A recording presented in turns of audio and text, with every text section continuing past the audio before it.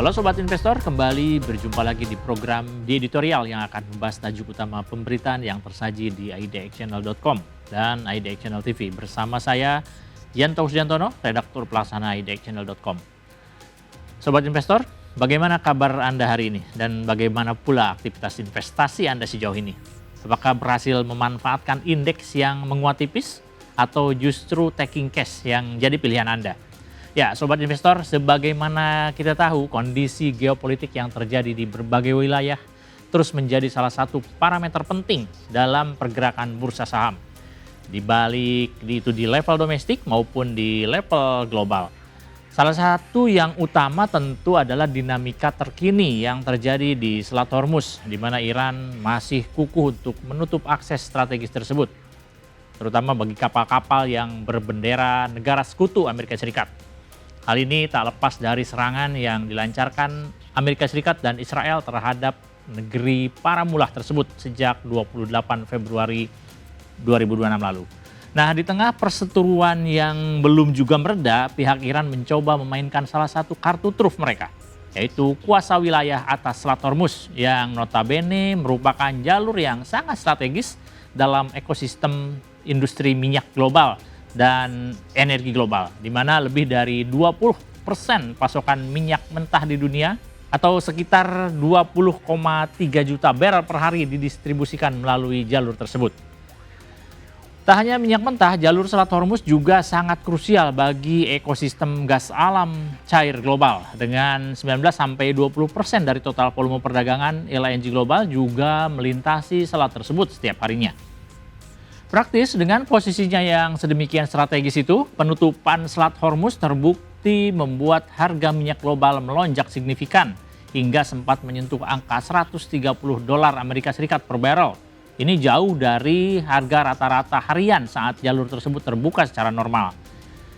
Atas penutupan ini, Amerika Serikat pun murka dan sempat meminta NATO dan negara-negara Eropa untuk turut bergabung untuk memerangi Iran. Tak hanya itu, Presiden AS Donald Trump juga sempat menebar ancaman bakal menugaskan angkatan lautnya untuk melakukan pengawalan terhadap kapal-kapal tanker milik negara-negara setujunya agar dapat melintas dengan aman di selat tersebut. Namun, sejauh ini Iran masih bergeming dan ngotot untuk tetap menutup kawasan strategis yang berada dalam teritori wilayahnya tersebut. Bahkan seolah menyindir kejumawaan AS, Iran justru meminta agar seluruh kapal yang melintas untuk dapat bertransaksi minyak dengan tanpa menggunakan dolar Amerika Serikat, melainkan yuan Cina, untuk mendapatkan izin melintas dengan aman. Tak hanya itu, sindiran lain juga dilancarkan Iran dengan memunculkan wacana terkait penerapan biaya transit dan memperlakukan Selat Hormuz seperti halnya tol laut, di mana setiap kapal yang melintas harus membayar sejumlah uang kepada otoritas negeri para mulah tersebut. Ide penerapan tarif itu menurut media lokal telah disusun secara resmi dalam bentuk rancangan kebijakan dan bahkan telah disetujui oleh Komisi Keamanan Nasional Parlemen Iran yang memang memiliki kuasa terkait pengelolaan Selat Hormuz. Dalam rencana itu diatur kewajiban bagi kapal yang melintas untuk membayar biaya transit yang hanya dilayani dalam mata uang nasional Iran, yaitu rial. Pendekatan ini seolah membawa pesan yang kedua hal tersebut tentang kritikan terhadap kebijakan tarif yang secara sepihak diterapkan oleh AS beberapa waktu lalu, sekaligus juga terkait kejumawaan AS melalui perjanjian petrodolarnya dengan Arab Saudi, di mana saat itu seluruh transaksi minyak dilakukan wajib direalisasikan dalam bentuk dolar Amerika Serikat. Tidak berhenti sampai di situ, pihak Iran juga memasukkan larangan bagi kapal yang memiliki keterkaitan dengan AS dan Israel serta negara-negara yang selama ini terlibat dalam penetapan sanksi sepihak terhadap Iran untuk melintasi Selat Hormuz dengan alasan apapun juga. Usai mendapat persetujuan dari tingkat komite, rancangan undang-undang ini selanjutnya bakal dibahas lagi lewat penghutang suara parlemen yang kemudian ditinjau kembali oleh Guardian Council terkait manfaat yang didapat serta dampak yang ditimbulkan sebelum akhirnya ditandatangani oleh Presiden Iran dan kemudian diterbitkan secara resmi sebagai undang-undang.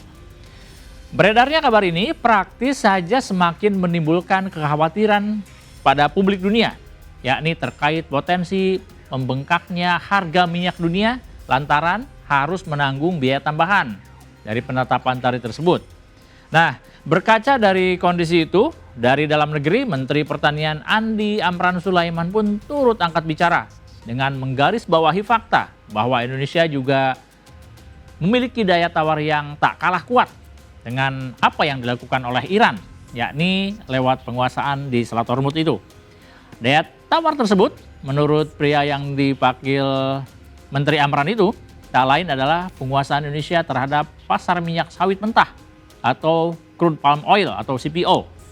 Hal ini tak lepas dari posisi Indonesia sebagai produsen sawit terbesar di dunia dengan porsi mencapai 54 hingga 60% terhadap total pasokan kebutuhan CPO global.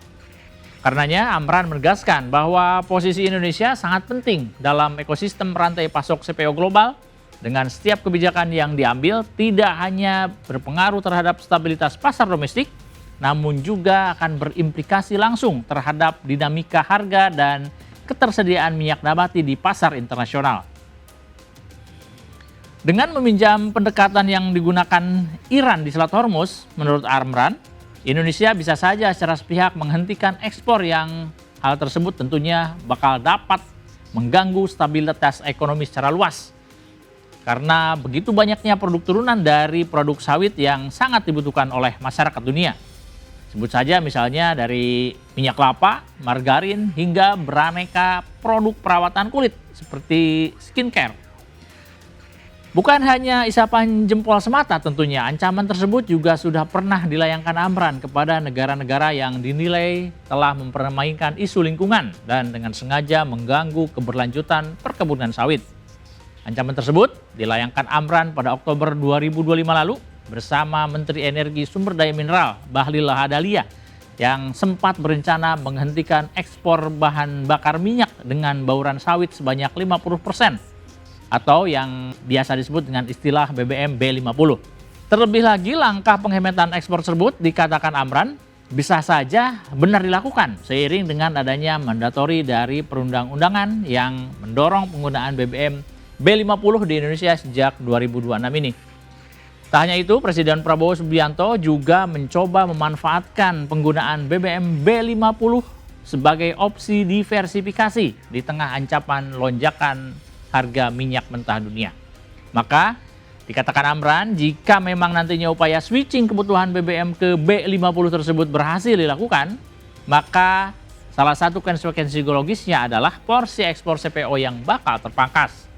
Jadi bagaimana nih sobat investor? Apakah Indonesia dapat memanfaatkan kekuatan daya tawar di sektor sawit dalam ekosistem geopolitik global? Kita tunggu saja. Demikian program di editorial edisi kali ini, saya Yanto Sujantono pamit undur diri. Pantau terus berita ekonomi, bisnis, dan pasar modal hanya di IDX Channel TV, idxchannel.com, dan media sosial IDX Channel. Sampai jumpa.